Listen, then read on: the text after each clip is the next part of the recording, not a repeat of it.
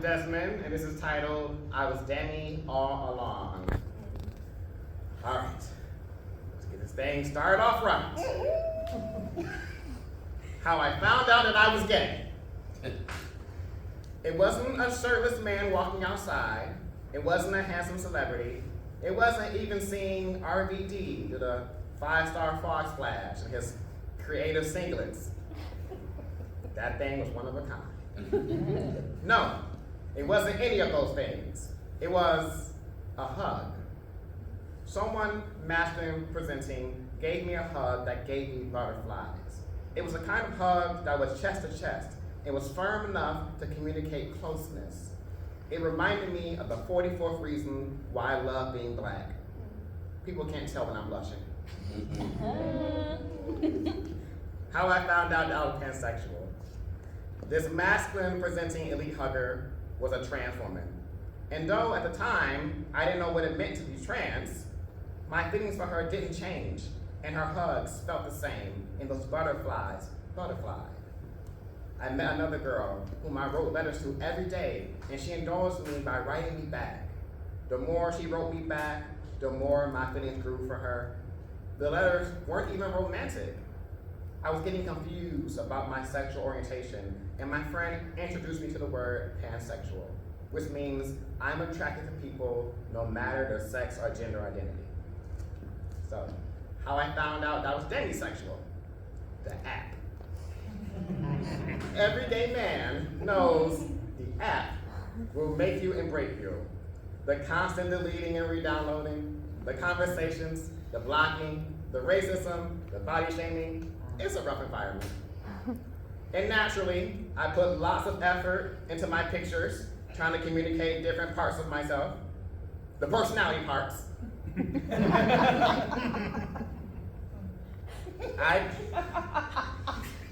I did this to attract certain people. My favorite part about a hookup wasn't even the sex. It was cleaning my house. It was extended showers with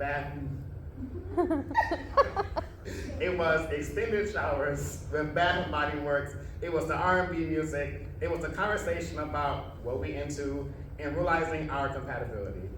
It was the ETA text and deciding what I'm going to wear.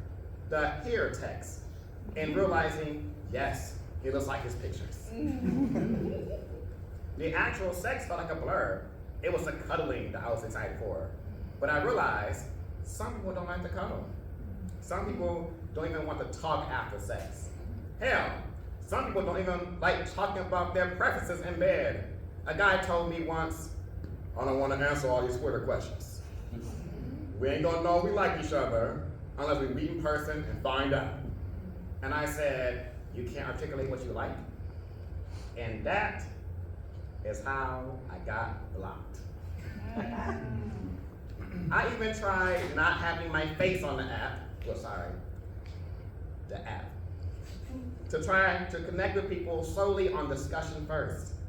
But I stopped doing that because there's nothing worse to start bonding with someone only to find out they don't think you're cute. I sent a face pic to a guy once and he said that.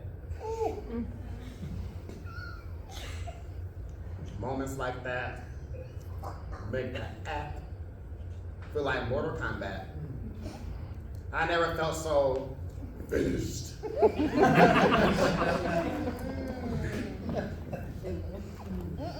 I had a successful hookup once. I was so happy afterwards. The second time we were going to meet up, I told him I wanted to draw and listen to music together and then have sex. Suddenly, he had to go to work. People reserve intimacy for their partners, but don't understand that vulnerability leads to intimacy, and intimacy leads to partnership and more intimacy. If you're not willing to be vulnerable, things will only go so far. Be careful about how tightly you lock up your heart. You might mess around and lock yourself out of it. I found myself wanting to move fast in my relationships. When dating, I wanted to hurry up and establish a bond. It's the only way I can stay attracted to a person. If there isn't an emotional bond, I lose interest. I need communication. And I don't mean no regular Good morning, how you doing?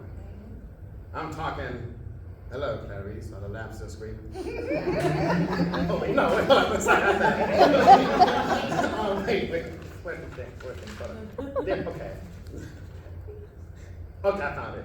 No, not that God. I meant this. Hey, I heard this song and it reminded me of our conversation that yesterday, and I hope your day is going well. Okay, this one here, okay. Or today I wore your favorite color. Or you make me think about things differently, in a good way. Let's keep talking. You can't court me by complimenting my body. I don't like being called sexy. It makes me nervous. Even though I know I am sexy.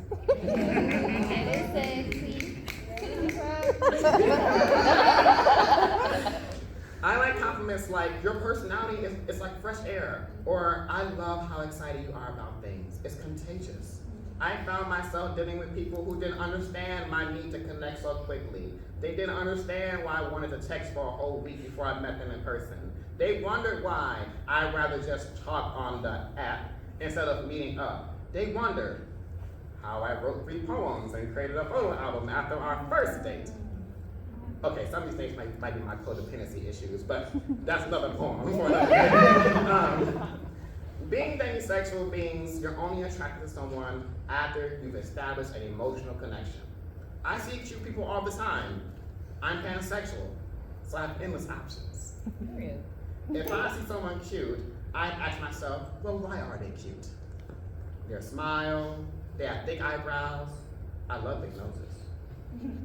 And what I would do next is say something to them. And that will tell me what I need to know. For example, when I first moved here, I knocked on my neighbor's door to ask for directions to the apartment office. He gave me the directions. But then he said, and stop by again to let me know that you found it. Y'all, that was so sweet. I baked that man some damn cookies. I found out that he was straight, so he wasn't cute to me anymore. But we really bonded. We watched Ted Lasso together and everything. I found out that I was demisexual when I realized that I'm not normal. And as I reflect on how a damn hug threw me into the gay panic.